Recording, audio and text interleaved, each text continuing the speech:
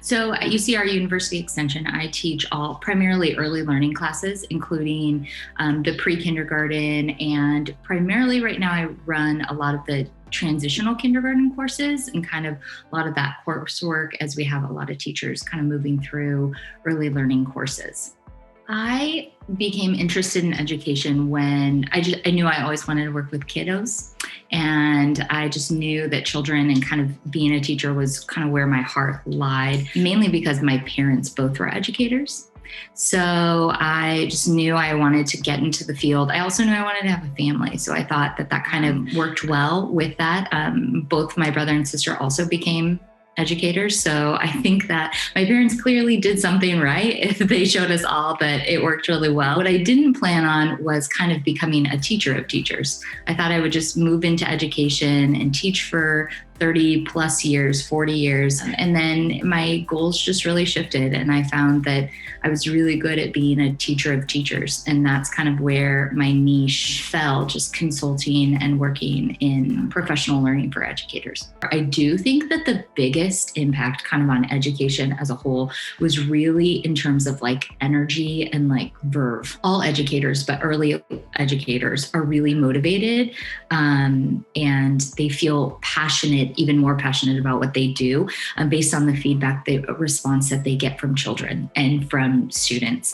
And so when they, it's the hugs and the high fives and the ahas of learning that they experience in person that it just wasn't happening for educators in general. And I think that as that was taken away, many of our educators just felt completely depleted. And I saw it, even teaching teachers, I felt it, right? I felt like that I was missing that drive and kind of that energy. But one of the things that I think, you also saw it in doing professional learning. You had so many teachers that at the beginning of the year, everybody's camera was on, everybody was participating. And by the end of the year, everybody was like, camera off, and it just, I think that it really took a toll on energy. And I'm hoping that maybe this summer will give teachers that energy that they need in order to kind of build that back up and really stay motivated and passionate and kind of continue that work into next year.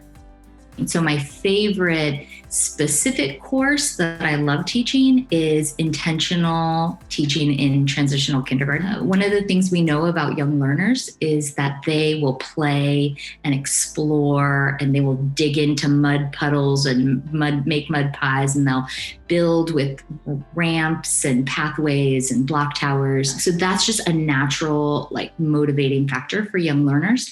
But they really need kind of a co-explorer of learning, a teacher that comes alongside them and brings awareness to what they are learning. So if children are playing with cars going down ramps or something along those lines, the teacher will bring force and motion awareness and vocabulary into that. Or if they're playing with a block tower, which blocks are big in preschool and early learning, the teacher will bring opportunities to learn about stability and balance right into that. And so I think that it's that awareness that they bring alongside that play learning and that child interest-based learning. And that's what intentional teaching is all about. So definitely my favorite.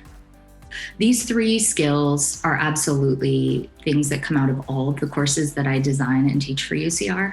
The first one is more about structures, like intentional practice structures. Anybody can go on Pinterest or on, some blog and find a cool activity to do for 15 minutes on one day, like an exploding volcano.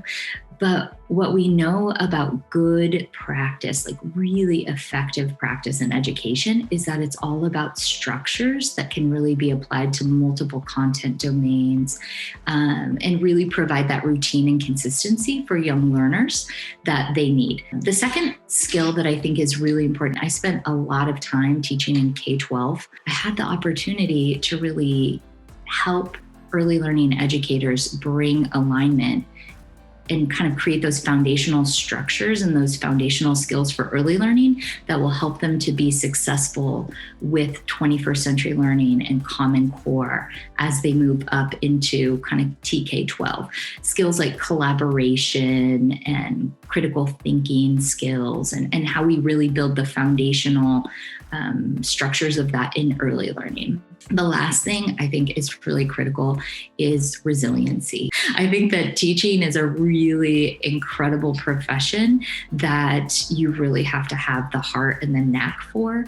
And I think that resiliency is one of the ways that we make it through and make it through feeling good. Nobody wants to go to school every day and then leave at the end of the day and just feel depleted and like they didn't do anything great.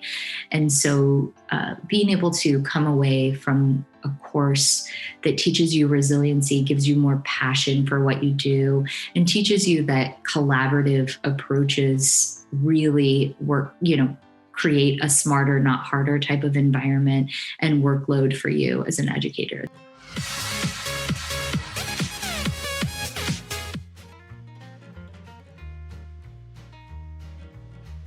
I love hot air ballooning. I am an avid bachelorette watcher, and I'm a terrible baker.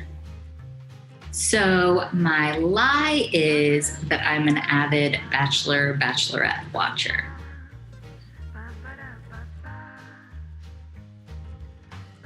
Cat or dog? Definitely dog, specifically Australian Shepherds. Netflix or YouTube? Ooh, this is a tricky one. Netflix for movies and YouTube for music. Phone call or text? Definitely phone call, which I know makes me so not a techie person, but I like a good phone call or even a good FaceTime. Book or movie? Depends on the day, but probably a book. Passenger or driver? Definitely the driver. The little control person in me likes to be a driver. Unless I'm on a road trip and there are lots of snacks, then definitely passenger. Tablet or computer? Definitely computer. Coffee or tea? Not even a question. Coffee.